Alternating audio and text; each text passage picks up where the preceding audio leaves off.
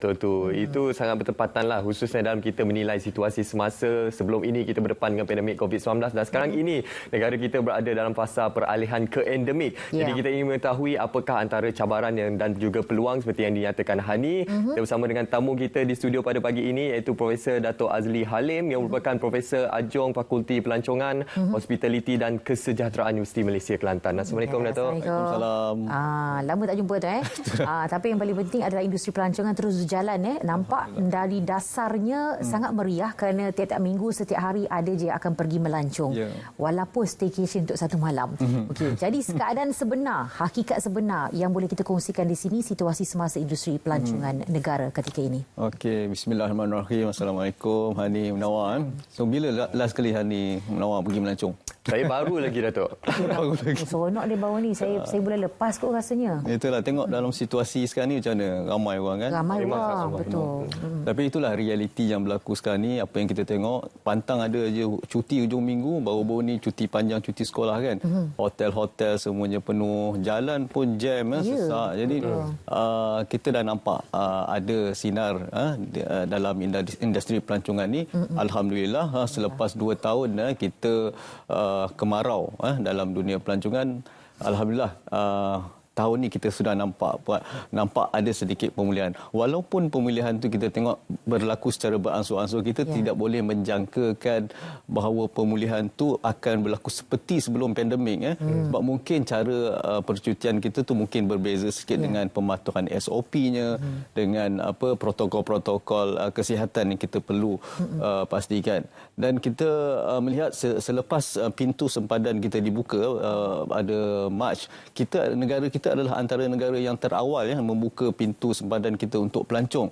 Sebab apa, kalau kita bandingkan negara-negara ASEAN lain, mereka masih lagi ketika itu masih melakukan beberapa sekatan terhadap kunjungan pelancong. Tapi negara kita mengambil inisiatif yang cukup bijak dalam memastikan industri pelancongan ini tidak terkubur dengan menggunakan program-program seperti gelembung perjalanan, travel bubble dan juga VTL-nya antara Singapura dan Malaysia dan berbagai lagi inisiatif yang kita tengok banyak sebenarnya membantu industri pelancongan kita untuk cepat pulih. Walaupun pada mulanya kita menjangkakan industri pelancongan ini adalah satu industri yang paling awal terkesan dan paling lewat untuk pulih, tapi alhamdulillah dengan usaha dan inisiatif yang telah dilakukan, kita sudah nampak hasil dia. Dan itulah yang kita harapkan. Seperti yang Datuk nyatakan tadi, industri pelancongan ini paling awal terkesan dan juga paling lewat untuk dibuka secara sepenuhnya. Jadi Datuk, itu berkenaan situasi dalam negara. Bagaimana pula situasi di peringkat antarabangsa, di peringkat global? Adakah juga mengalami situasi yang sama ataupun sebaliknya, Datuk? Ya, betul, sebab industri pelancongan ini melibatkan seluruh dunia, bukan Malaysia saja. Dan mengikut jangkaan awal daripada UNWTO, yang ini adalah United Nations Tourism Organization, satu pertubuhan pelancongan dunia, mereka menjangkakan bahawa sektor pelancongan hanya akan pulih pada 2024. Pada lama lagi, 2 tahun lagi. Tetapi kalau kita lihat trend sekarang ni, industri pelancongan telah mula menunjukkan perkembangan yang positif, walaupun pada awal tahun ini kita lihat ada beberapa perkara yang mungkin mengancam sikit sektor pelancongan seperti penemuan varian Omicron dan juga berlaku pencerobohan Rusia ke atas Ukraine. Ini sebenarnya memberikan implikasi kepada sektor pelancongan, khususnya di peringkat antarabangsa. Sebab pasaran Rusia ni sebenarnya dia contribute 3% daripada jumlah pasaran dunia, khususnya intra Europe. Ini sebenarnya sedikit sebanyak memberikan kesan kepada sektor pelancongan kita. Ya, pastinya. Dan pelancongan pasca pandemik ini mempunyai banyak cabaran yang tersendiri. Jadi apa yang dapat dijangkakan sebenarnya, khususnya dalam konteks trend pelancongan pada masa akan datang? Betul, sebab dalam situasi sekarang banyak cabaran dan kita menjangkakan trend pelancongan di peringkat domestik juga di peringkat antarabangsa juga akan berubah disebabkan beberapa demand daripada kalangan pelancong. Antara cabaran-cabaran yang kita terpaksa hadapi sekarang adalah cabaran daripada segi bagaimana kita nak memulihkan semula keyakinan pelancong untuk terus pergi melakukan aktiviti pelancongan.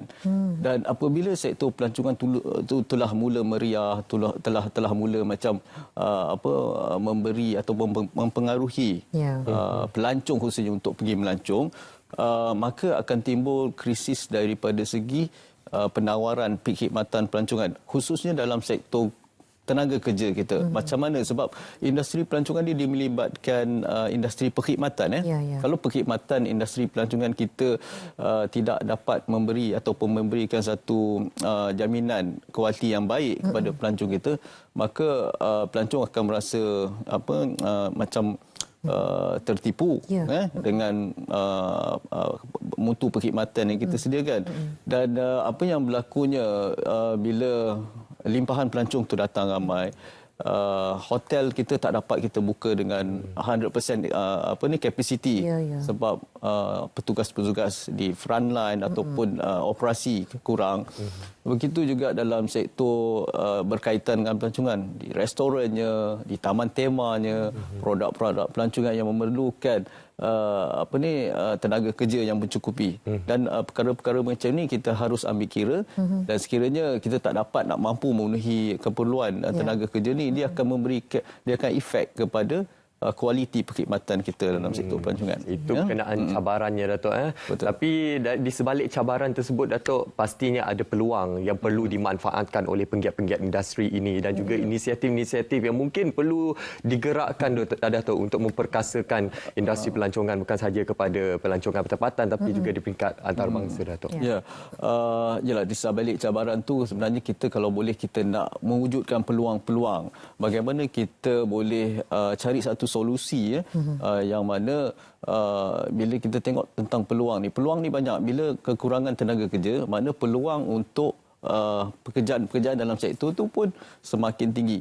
Saya difahamkan di Langkawi saja, saya mendapat maklumat daripada LTA, Langkawi Tourism Association, bahawa dekat Langkawi saja mereka memerlukan lebih kurang 10,000 tenaga kerja untuk sektor pelancongan. Sebab apa sekarang ni dia orang tak dapat buka 100% hotel, cuma mungkin dalam lebih kurang 30 ke 40% saja kerana kekurangan tenaga kerja. Dan juga restoran-restorannya, perkhidmatan pengangkutan dia, Jadi bila kita tak boleh nak memberikan full capacity kepada produk-produk pelancongan kita bimbanglah benda-benda itu akan menjejaskan mutu dan kualiti perkhidmatan kita.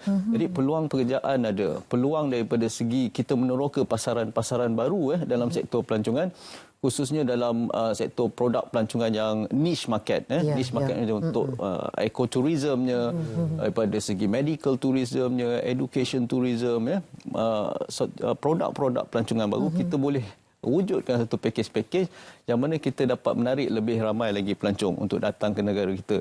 Dan dalam masa yang sama kita juga kena mengambil kira daripada segi peluang pasaran-pasaran yang international. Sebab kita perlukan lebih ramai international market untuk datang kan. Jadi sebenarnya banyak peluang dan inisiatif-inisiatif kerajaan juga kita harus rebut sebab baru ni Menteri Pelancongan, Seni dan Budaya telah melancarkan program pemulihan pelancongan.